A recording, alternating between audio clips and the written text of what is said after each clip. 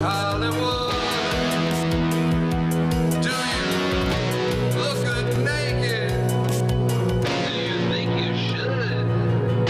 Sharks swim around in the... Welcome back to Modern Art Blitz. I'm your host, Matt Gleason. We've got a lot of great artists on the show today, our 67th episode. We started this show in December of 2015. You remember that, back when the world was at peace? Revisionist history. Hey, my guest right now, Sharon Kagan. Sharon, welcome to Modern Art Blitz. Thank you so much, Matt. So you have we Ubered over here, we survived. Whew, man, we were trying to talk and ignore the fact that there was a bit of a wow. Okay, but we can brag about it now. Yes, we're here. So tell me, you are a native Californian? Almost. Almost. I came here at like 9 months. 9 Does months. that count? Wow. Okay, so that was in 1982. Exactly. Thank you. So where were you born? Vineland, New Jersey. Chicken country. East Coast. We got an East Coaster here. But you've been here. Southern California? Yes. Where did you grow up? Fairfax. Fairfax. Before the freeway went in. Oh my God. Maybe I shouldn't say that. Oh no. So you grew up in Fairfax. Did you go to Hollywood High? We moved before. I went to Crescent Heights Elementary. Oh wow. Okay. And what high school did you go to?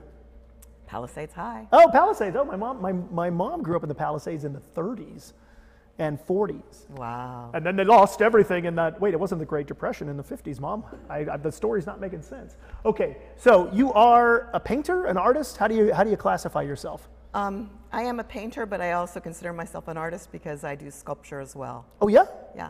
But you're most known as a painter. Yes. Okay, so we are looking at a painting here. Tell me about this painting. So this is one of my pieces that's based on knitting. And the theme of knitting, the idea of it, is that you take one thread, you knit a complex form, you cut it anywhere, and the whole thing comes unraveled. Ugh, kind of like life itself. Exactly. That's exactly right. So now you also knit. I do knit. That's part of the sculpture. Okay.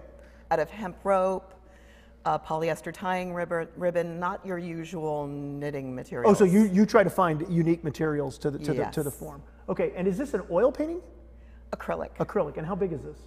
It's this is a smaller piece. I'd say it's 24 by 24. Oh, okay, nice square, a little bigger than an album cover, twice the size. 4 album covers, would you know the album? See, we're dating. This is the dating ourselves game. So, now where was the first show that you had of your art? That you're proud of? Well, the first show I had was in a group show at Patricia Correa. Oh, really? Back at Bergamot Station? Yep. Wow. When was that? Don't ask me. It's impolite. I mean, no.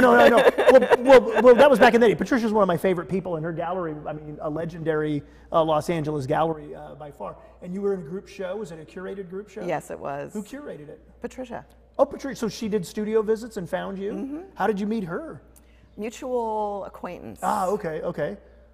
So, and where do you live now? West LA. So you're West LA, so you just had some friends knew Patty and, oh, Patricia. I would call her Patty. Hey, Patty, how you doing? People would be around. Hey, Patty, how you doing? Patricia. It's Patricia Correa. So, like James Bond, Correa. Patricia Correa.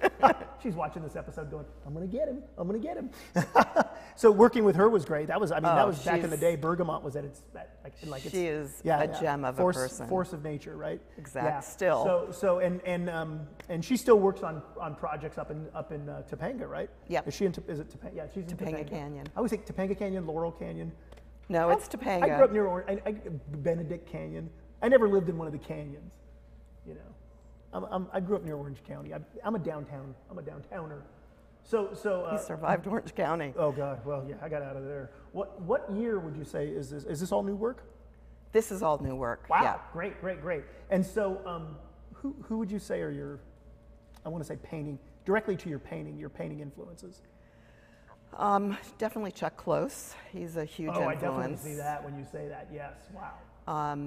And I'm really interested in artists who use light and color to make the eyes dance. So you know, Bonnard. There's sort of a whole range. Syrah, all of those people. Yeah. This is the way back. But Chuck Close, I mean, that's contemporary. But Yes.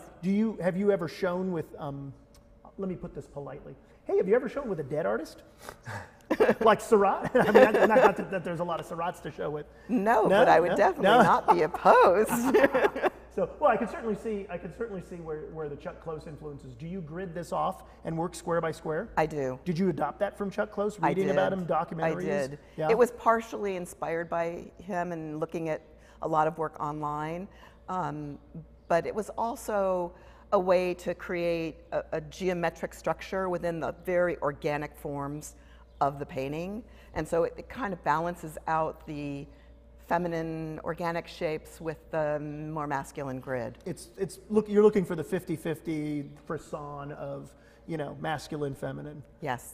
Great. And the color, you do make the color dance. There's no doubt about it. So, I mean, not many people can match up the colors like you do. I'm very impressed. Thank you. Thank you. So where are you showing next? Well, right now I'm in the middle of an artist residency at the Really? Pico Union Project. Where's that? It's just 4 blocks west of downtown. Oh, wow, on Union Street? It's off of Union Street, Wow. Valencia and 12th Street. Wow. And Pico Union Project is, it was the first synagogue. The building was built in 1909. It's the first synagogue built in Los Angeles. Really? And then it became an Episcopalian church Okay. for like 85 years. And now it is Pico Union Project, and they do concerts, they host 2 Christian congregations, a women's mosque, and a Jewish service. Wow. Along with services for the community. And we're filming this, we're broadcasting this live on Easter Sunday. So, Exactly. and so you're at a residency there. Will there be an exhibit involved with There this? is right now. There is. My latest painting is there, and Okay. then there's a community painting that I did during the residency with everyone who came to Pico Union Project over the last 6 weeks. Oh my God, how many people was that? Hundreds. Oh, geez. Everything from 3-year-olds to 83-year-olds, everything from techno concerts, folk rock concerts, world music concerts, during the free farmers market that they produced, that was part of it. We just had everybody, and it's been a wild ride, to say the least. Wow, that sounds fun. It was really fun. You know- Scary at moments, but really fun. You know, when you look at a map of Los Angeles from like the 1880s, Union Street was like the main street.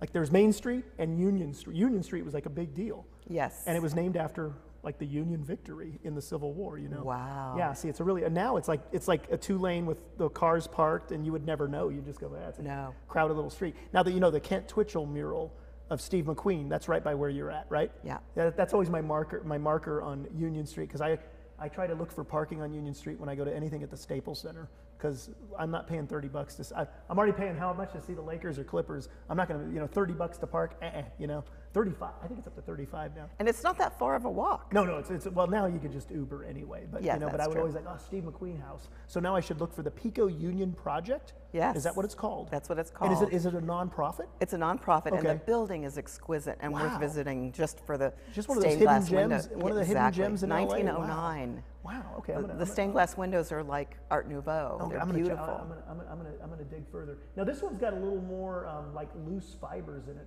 doesn't it seem? Yes. So this is based off of the hemp knitting. Ah, So those little loose fibers are literally the fibers of the hemp. is that the part of the hemp that gets you stoned?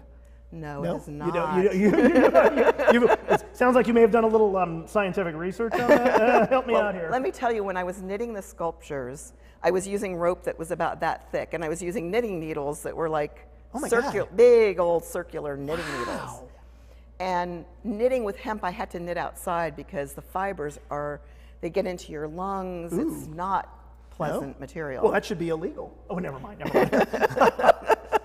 Okay, I have one last question to ask you, and I was going to ask you this in our wonderful Uber ride over here, but I was a little too distracted saying the rosary, thinking that my days were numbered with that driver. But are you related to the Supreme Court Justice Elena Kagan? I wish. No? I so wish. Oh.